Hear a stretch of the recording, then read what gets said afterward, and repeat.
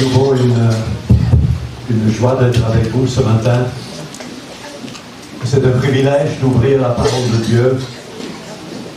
Et nous allons continuer le thème que nous avons abordé hier. Comme a dit le pasteur, la victoire. La victoire. Dans notre vie, dans des circonstances et situations de notre vie. Hier, nous avons abordé ce sujet en regardant l'exemple du jeune David quand il a vaincu le géant Goliath. Une histoire très bien connue de la Bible. Ce matin, je propose de rester avec David, une autre histoire de victoire, mais qui est beaucoup moins connue. Néanmoins, elle est dans la Bible. Alors, je propose d'abord que nous lisions cette histoire ensemble. Elle est assez courte et elle se trouve dans le 2e livre de Samuel, au chapitre 21. Et je vais lire les versets 15 à 22. Donc 2 Samuel, chapitre 21, et à partir du verset 15. Et nous lisons ceci. Les Philistins firent encore la guerre à Israël. David descendit avec ses serviteurs, et ils combattirent les Philistins. David était fatigué. Et Jishbi-Benob, l'un des enfants de Rapha, eut la pensée de tuer David. Il avait une lance de poids de 300 cycles d'airain. Il était ceint d'une épée neuve. Abishai, fils de Zeruja, vint au secours de David, frappa le Philistin et le tua. Alors les gens de David jurèrent en lui disant: tu ne sortiras plus avec nous pour combattre, et tu n'éteindras pas la lampe d'Israël. Il y eut encore après cela une bataille à Gob avec les Philistins. Alors Sibbecai, le Hushatite, tua Saph, qui était l'un des enfants de Rapha. Il y eut encore une bataille à Gob avec les Philistins. Et Elkanan, fils de Jaré-Orugim, de Bethléem, tua Goliath de Gath, qui avait une lance dont le bois était comme une ensouple de tisserand. Il y eut encore une bataille à Gath. Il s'y trouva un homme de haute taille, qui avait 6 doigts à chaque main et à chaque pied, 24 en tout, et qui était aussi issu de Rapha. Il jeta un défi à Israël, et Jonathan, fils de Shiméa, frère de David, le tua. Ces 4 hommes étaient des enfants de Rapha à Gath. Ils périrent par la main de David et par la main de ses serviteurs. Voilà. Les Philistins firent encore la guerre à Israël. L'histoire que nous venons de lire se passe vers la fin du règne de David. Donc, quelques 45 ans après sa victoire sur le géant Goliath.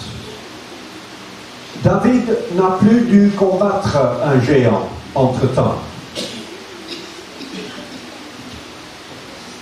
Mais maintenant, il se voit de nouveau menacé, cette fois-ci pas par un géant, mais par 4. 4 fils de Goliath, qui, comme leur père, sont tous des guerriers redoutables Philistins. Alors, une première leçon pour ce matin, ne pensons jamais que nous avons vaincu le diable une fois et pour toutes. C'est important ça. J'ai expliqué hier que le diable n'abandonne pas. Il persévère. Et s'il ne réussit pas à nous vaincre une fois, il revient. David a vaincu le géant Goliath, mais maintenant le diable lui envoie 4 géants, fils de Goliath. Il se peut que Satan nous laisse relativement tranquilles pendant un temps, mais ça ne veut pas dire qu'il s'est endormi ou qu'il a abandonné la lutte. Je vous ai parlé hier de la tentation de Jésus dans le désert. Vous connaissez les 3 tentations.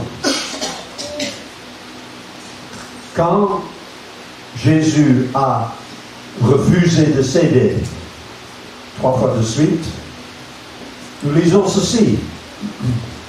Après l'avoir tenté de toutes ses manières, le diable s'éloigna de lui jusqu'à un moment favorable. Donc, le diable s'éloigne, mais il a l'intention de revenir.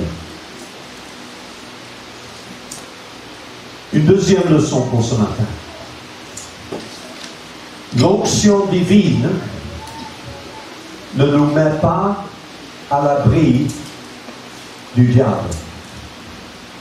Nous pouvons vivre dans la présence de Dieu comme Jésus, mais cela ne nous met pas à l'abri des géants que le diable nous envoie. Bien que David est loin de l'Éternel, qu'il soit le grand roi d'Israël, il doit tout de même combattre des géants. Un chrétien qui dit « Je n'ai jamais de combat dans ma vie chrétienne », je ne le crois pas. Je ne le crois pas. Parce que le diable va toujours mettre tout en œuvre pour essayer de nous faire chuter. Et comme nous l'avons vu hier, le diable connaît nos points faibles. Et frères et sœurs, la victoire que David a eue il y a 45 ans, quand il a tué Goliath, ne le met pas à l'abri des attaques du diable. La victoire d'hier ne tue pas les géants d'aujourd'hui, n'est-ce pas? Je vous ai dit hier que je crois que quand Dieu a envoyé un géant, je ne crois pas que c'était au hasard.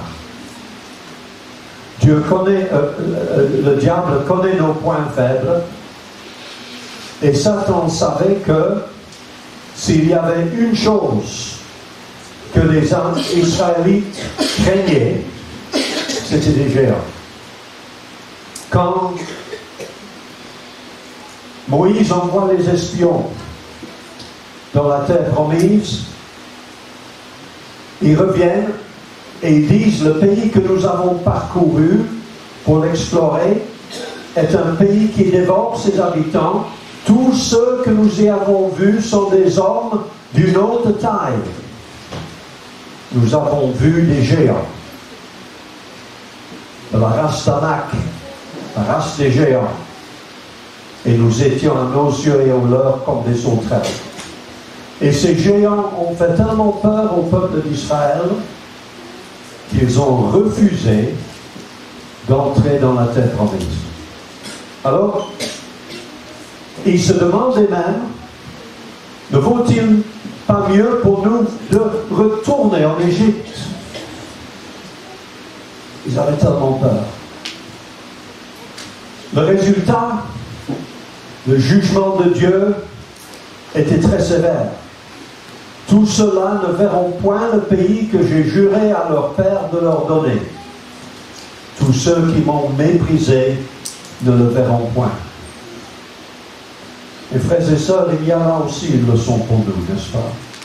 Ne reculons pas devant les géants. Ne reculons pas devant le diable. Nous avons parlé hier de la peur et comment vaincre la peur. Et ce matin, est-ce qu'il y a un géant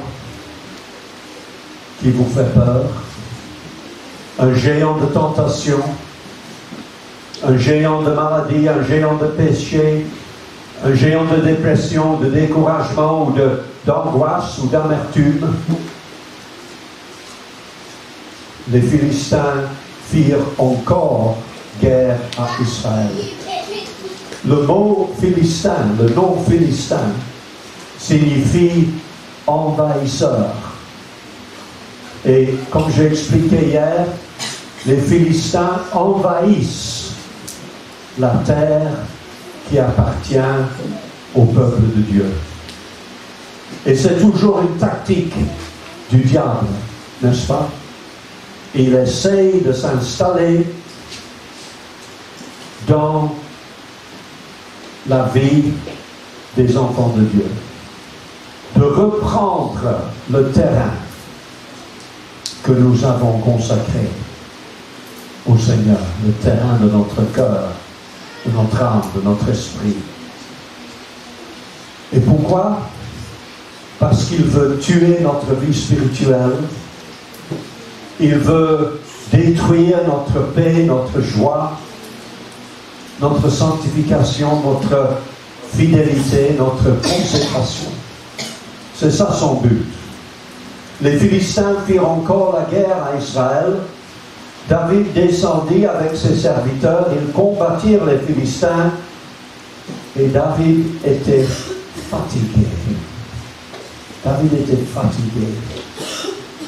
Quand il a combattu le géant Goliath, il était jeune, il était adolescent, mais maintenant il est vieux. Il n'a plus la même force, même vigueur qu'il y a 45 ans. Je le comprends. Et toutes les personnes âgées parmi nous, vous le comprenez, n'est-ce pas? Et même ceux qui ne sont pas encore très âgés. Vous ne savez plus faire ce que vous faisiez il y a 45 ans, n'est-ce pas? David est fatigué. Il n'est plus capable d'affronter ces 4 géants maintenant comme il a combattu Goliath il y a 45 ans. Et comme j'ai dit tout à l'heure, le géant d'il y a 45 ans s'est multiplié. Déjà en 4 depuis. Et une 4e leçon pour ce matin, c'est que la victoire dans la vie chrétienne n'est pas un événement unique qui s'achève définitivement en une seule fois. Au contraire, la victoire dans la vie chrétienne est un défi constant qui se relève chaque jour et qui doit être vaincu chaque jour, parfois même plusieurs fois par jour. Vous avez remarqué, Satan ne donne jamais sa démission. Il ne prend jamais un jour de congé, n'est-ce pas? Il ne va jamais en vacances. Il ne se repose jamais. Il reste toujours notre adversaire, constamment. C'est pour ça que l'apôtre Pierre nous dit, votre adversaire, le diable, rôde comme un lion rugissant, cherchant qui il dévorera. Le diable a attendu 45 ans pour se venger de la mort de Goliath, mais il croit que le moment est propice maintenant, alors que David est fatigué, faible. Une cinquième leçon, contraire à ce qu'on pourrait penser, la vie chrétienne et la lutte contre le diable ne deviennent pas plus faciles avec l'âge et l'expérience. C'est important de reconnaître ça. On pourrait penser que si on suit le Seigneur 50 ans, fidèlement, on a beaucoup d'expérience, j'espère qu'on a beaucoup de foi, que le diable aurait déjà compris longtemps qu'il ne sert à rien de nous attaquer. Mais ce n'est pas vrai. L'âge et l'expérience dans le Seigneur ne garantissent pas que le diable nous laisse tranquilles. Les fils de Goliath viennent venger la mort de leur papa. Ils sont plus nombreux et plus forts que leur papa. Tandis que leur adversaire, David, est plus fatigué et plus faible. Il y a 45 ans, David prit en main son bâton, choisit dans le torrent 5 pierres polies, et les mit dans sa gibecière de berger et dans sa poche, puis sa fronde à la main, il s'avança contre le Philistin. Est-ce que vous vous êtes jamais demandé pourquoi il a pris 5 pierres dans sa gibecière? Pour tuer Goliath, il en avait besoin de combien? Une seule. Je ne sais pas si j'ai raison, mais je crois que les 4 autres étaient prophétiques.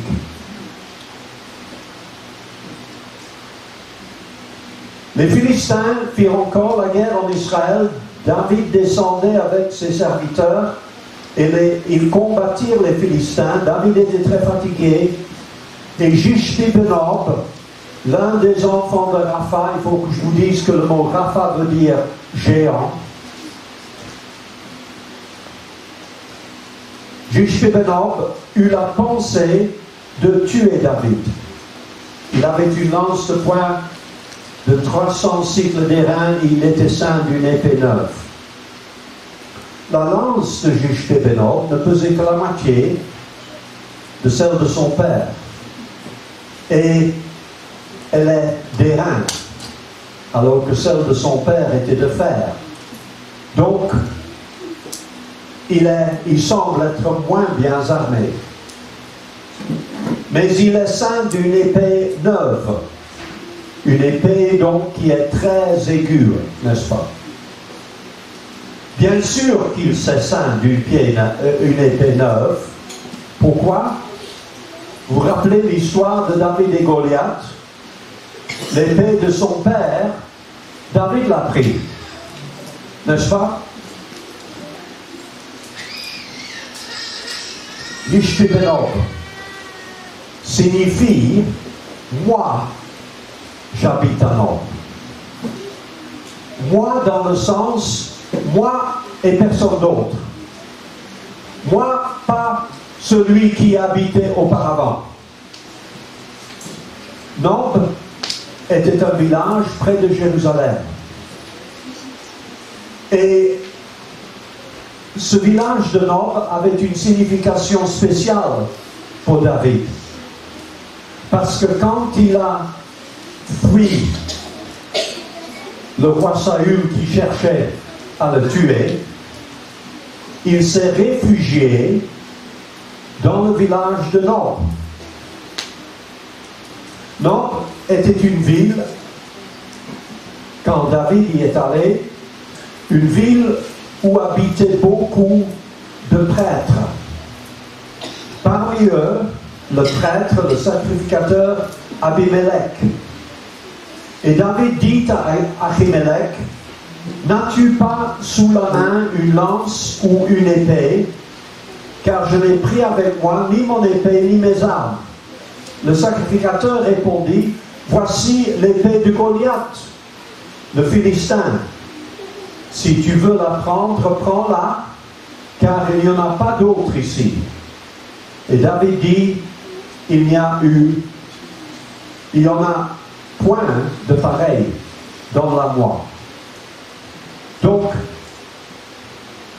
Ahimelech habitait à Nob, mais il n'y habite plus. Pourquoi pas? Parce que le roi Saül, quand il a su qu'Ahimelech avait aidé David, il l'a tué.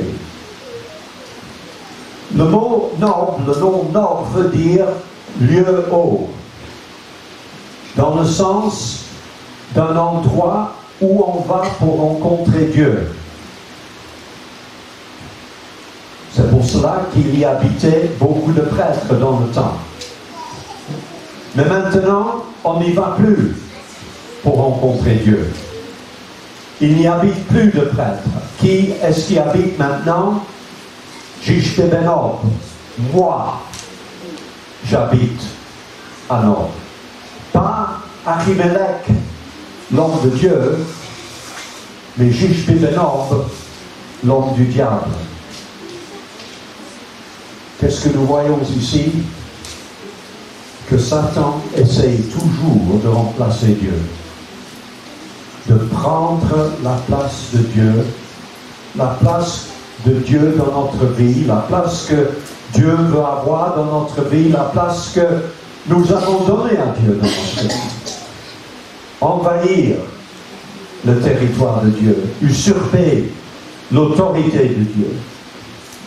Satan dit dans son cœur, je monterai au ciel, j'élèverai mon trône au-dessus des étoiles de Dieu, je m'assiérai sur la montagne de l'assemblée à l'extrémité du septentrion, je monterai sur le sommet des nuées, je serai semblable au Très-Haut.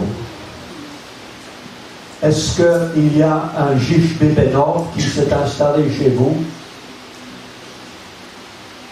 Est-ce qu'un Jishbe-Benob habite là où autrefois un Ahimelech habitait? Est-ce que dans votre vie, le diable a réussi à reprendre du terrain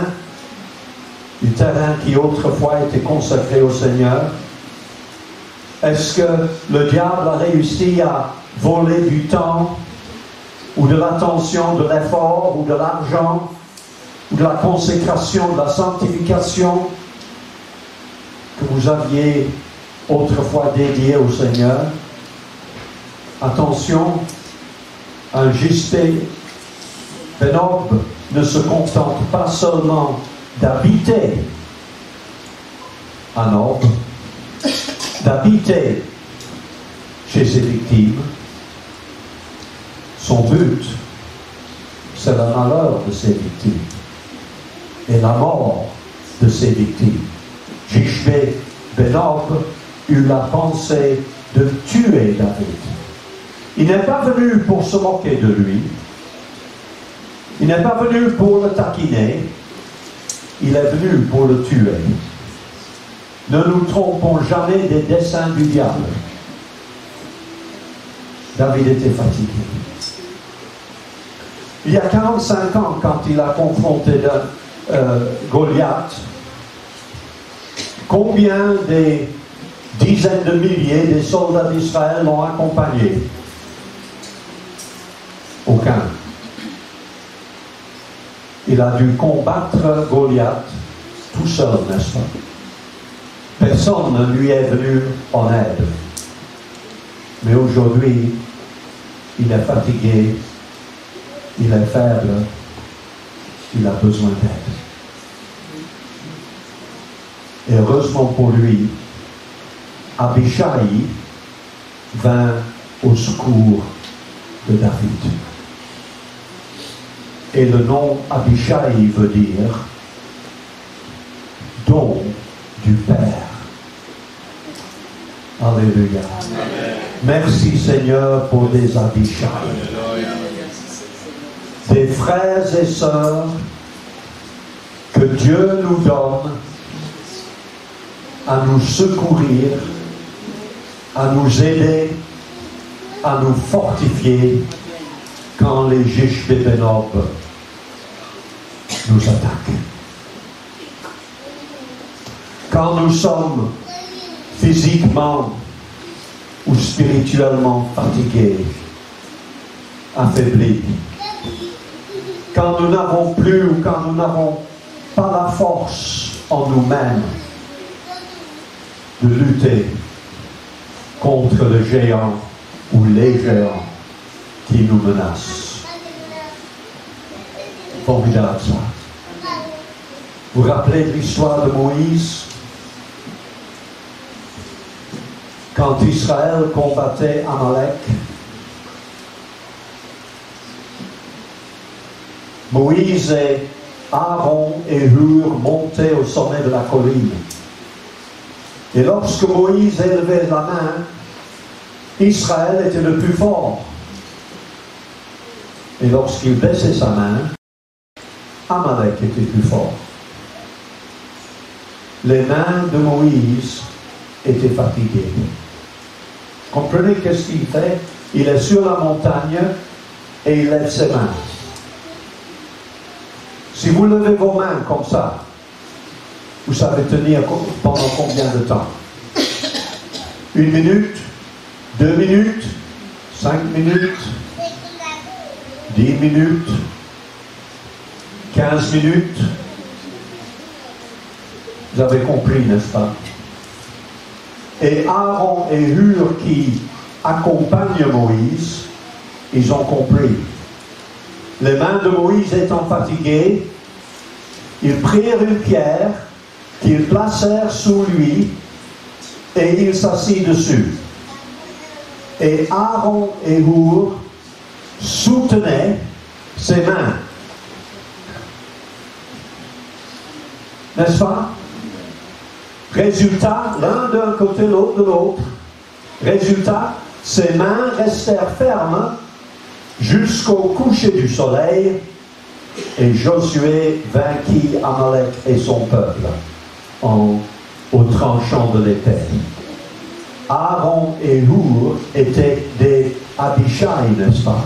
Amen. Des dons de Dieu pour soutenir l'homme de Dieu afin que le peuple de Dieu gagne la bataille. Frères et sœurs, nous ne pouvons pas tous être des Moïse et des David, mais nous pouvons tous être, et nous devons tous être, des Abishai, n'est-ce pas? Gloire à Dieu pour les Abishai qu'il envoie à notre secours, qui soutiennent nos bras quand nous baissons nos bras. Sommes-nous des Abishai, les uns pour les autres? Nous avons un très grand Abishai, parce que l'Éternel est ma force et mon bouclier. En lui, mon cœur se confie et je suis secouru. Voici, Dieu est mon secours, le Seigneur est le soutien de mon âme. Alors fortifie-toi, prends courage, ne t'effraie point, ne t'épouvante point, car l'Éternel, ton Dieu, est avec toi dans tout ce que tu entreprendras. Ne crains rien, car je suis avec toi. Ne promène pas des regards inquiets, car je suis ton Dieu. Je te fortifie, je viens à ton secours. Je te soutiens de ma droite triomphante. Ainsi parle maintenant l'Éternel qui t'a créé. Ne crains rien, car je te rachète. Je t'appelle par ton nom, tu es à moi. Ne crains rien, car je suis avec toi. Fortifiez-vous, et du courage, Ne craignez point, ne soyez point effrayés, car l'Éternel, ton Dieu, marchera lui-même avec toi. Il ne te délaissera point, il ne t'abandonnera point. C'est donc avec assurance que nous pouvons dire, le Seigneur est mon aide, je ne craindrai rien. Que peut me faire un homme? Jishbebenob, l'un des enfants de Rapha, eut la pensée de tuer David. Abishai, fils de Tseruja, vint au secours de David, frappa le Philistin et le tua. Alléluia. Amen. Dieu 1, Satan 0. Amen. Amen. Alléluia. Mais ce n'est pas fini. Ce n'est pas encore fini. Il y eut encore, après cela, une bataille à Gob avec les Philistins. Alors Sibekai, le Hushatite, tua Saph, qui était l'un des enfants de Rapha. Le deuxième géant qui menace David s'appelle Saph. Et Saph veut dire grand. Grand. Comme un géant. Haut de taille. Fort. Pourquoi est-ce qu'un géant fait peur? Justement parce qu'il est grand et fort, n'est-ce pas? Est-ce qu'il y a un Saph, un géant grand et fort qui menace votre vie, qui se dresse devant vous? Un péché géant, une maladie géante, un problème géant,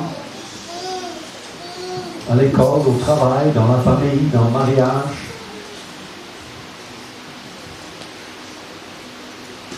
Un géant qui fait peur. Mais un enfant de Dieu ne doit pas avoir peur. Même des géants, les plus géants. Parce que la Bible ordonne, n'ayez pas peur. Moïse dit, n'ayez pas peur. L'Éternel, votre Dieu, qui marche devant vous, combattra lui-même pour vous. Ésaïe dit, n'ayez pas peur, ne tremblez pas. Jésus dit, n'ayez pas peur. Lui aussi, il a été menacé par un Saph. Jésus et ses disciples arrivèrent à l'autre bord de la mer, dans le pays des Gadaréniens. Et aussitôt que Jésus fut hors de la barque, il vint au-devant de lui un homme sortant des sépulcres et possédé d'un esprit impur. Cet homme avait sa demeure dans le sépulcre. Personne ne pouvait le lier, même avec une chaîne, car souvent il avait eu des fers aux pieds, il avait été lié de chaînes, mais il avait rompu les chaînes et brisé les fers, et personne n'avait la force de le dompter.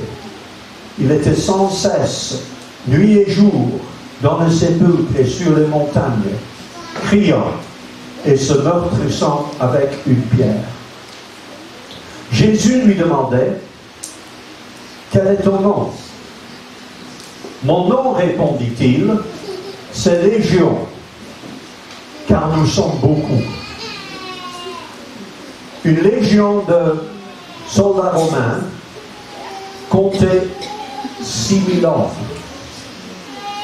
Alors nous comprenons ce que le démon veut dire, n'est-ce pas? Il veut dire, nous sommes 6000, Jésus.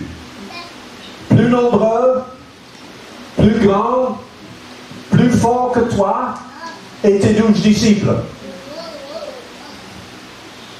Mais même toute une légion de démons ne font pas peur à notre Seigneur Jésus.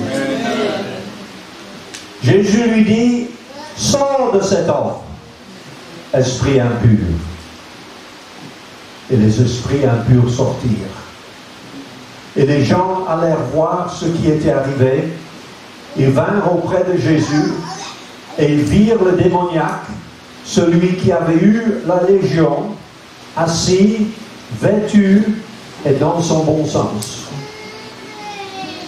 Sibécaï, le Hushatite, tua Saph, qui était l'un des enfants de Rapha.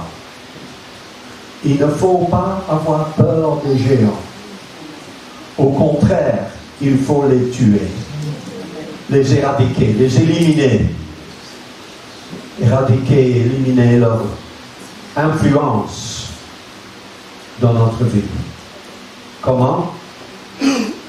En remplaçant notre peur des géants par la confiance en Dieu.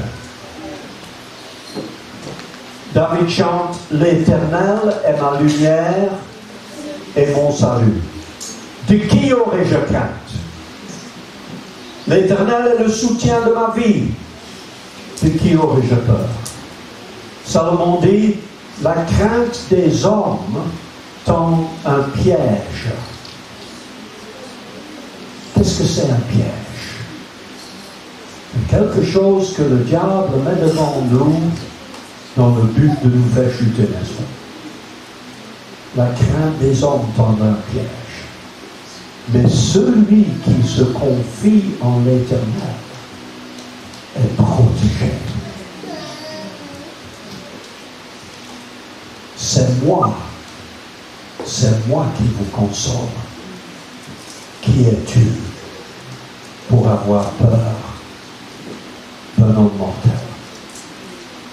Sibécaï, le Hushatite, tua Saph, qui était un des enfants de Rapha. Sibécaï était un membre, il était l'un des gardes-corps de David. Il commandait 24 000 hommes. Mais il tua le géant Saph. Alléluia. Amen. Dieu 2, Satan toujours 0. Amen. Alléluia. Amen. Mais ce n'est pas encore fini. Il y eut encore une bataille à Gob avec les Philistins. Et Elchanan, fils de Jaré-Orugim de Bethléem, vous avez remarqué tous ces noms difficiles, hein? Je me suis exercé toute la semaine pour le prononcer. Elchanan, fils de Jaré-Orugim de Bethléem, tua Goliath de Gath, qui avait une lance dont le bois était comme un ensouple de tisserand. Jish-Benob a échoué, Saph a échoué. Mais Satan a encore des géants dans son arsenal. Et le géant qu'il renvoie maintenant est un géant de nom et de renom. Il s'appelle Goliath. C'est pas le papa Goliath, c'est le fils Goliath. Si vous voulez, Goliath 2. Goliath est revenu. Il est revenu. Est-ce que vous avez jamais eu cette expérience, frères et sœurs, d'avoir vaincu un péché, une maladie, une situation quelconque, d'avoir cru, maintenant c'est fini, définitivement vaincu. Mais vous avez découvert plus tard que ce problème est revenu? Vous avez déjà eu cette expérience? Ce péché est revenu, cette maladie est revenue. Goliath 2.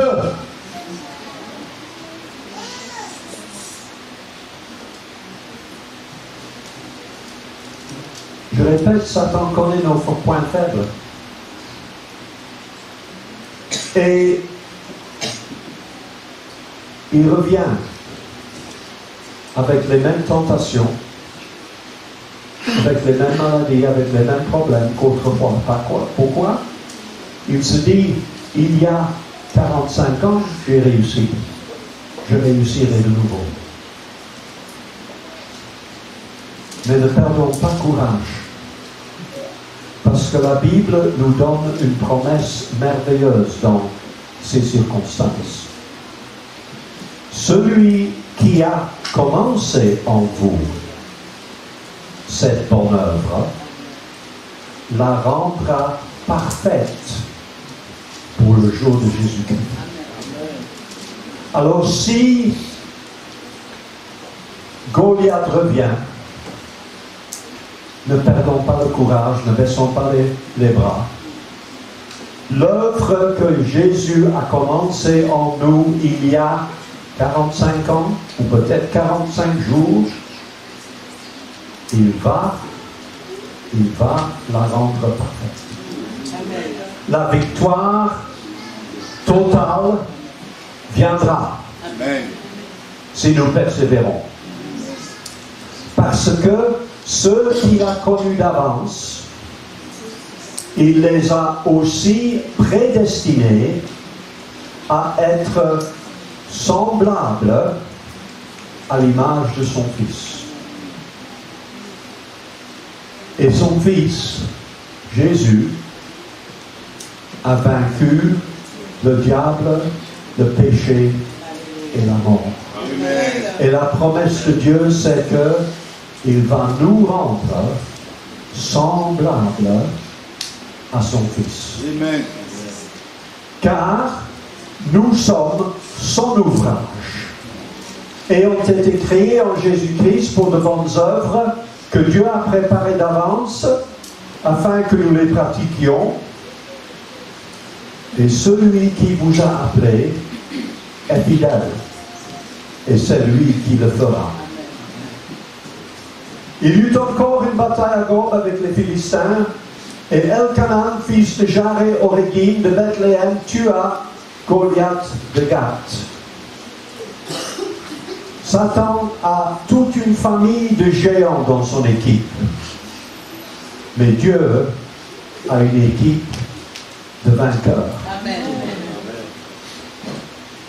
Et Elkanan tua Goliath de Gath. Et le nom Elkanan veut dire Dieu est grâce. Dieu est grâce. Et en effet, c'est par la grâce de Dieu que nous tuons tous les Goliaths. David chante, tu bénis le juste ô Éternel, tu l'entoures de ta grâce comme un bouclier. Que oui, le bonheur et la grâce m'accompagneront tous les jours de ma vie.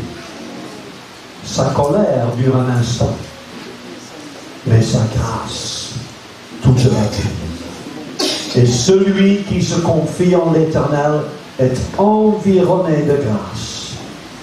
Salomon dit, Dieu se moque des moqueurs, mais il fait grâce aux humbles. Ésaïe dit, l'Éternel désire vous faire grâce. Paul écrit, le péché n'aura point de pouvoir sur vous, puisque vous êtes non sous la loi, mais sous la grâce. Et là où le péché a abondé, la grâce a surabondé. La grâce de notre Seigneur a surabondé. Elkanan, ça veut dire Dieu est grâce, tua Goliath de Gath. Dieu 3, Satan toujours 0.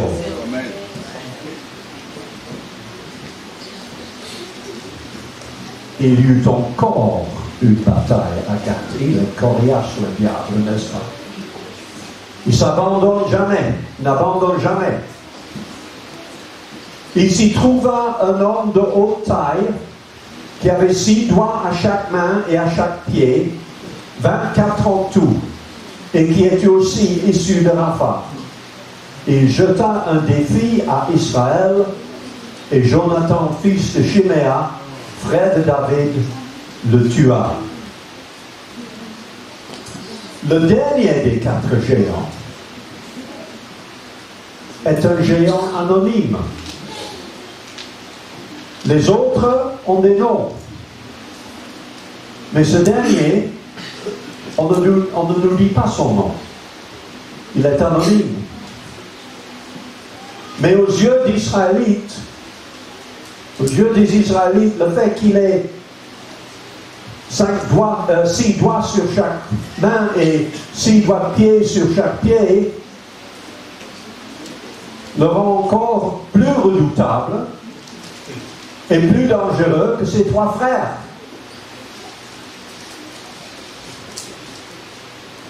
Un géant anonyme est souvent plus dangereux, plus redoutable qu'un géant que nous arrivons facilement à identifier. Un invisible est plus difficile à combattre qu'un visible, n'est-ce pas? Et Satan n'envoie pas seulement des géants de nom, des Jishbi-Benob et des Saph et des Goliaths, mais il envoie aussi des géants anonymes. Et qu'est-ce qu'écrit l'apôtre Paul? Nous n'avons pas à lutter contre le chair et le sang. Le chair et le sang, nous le voyons.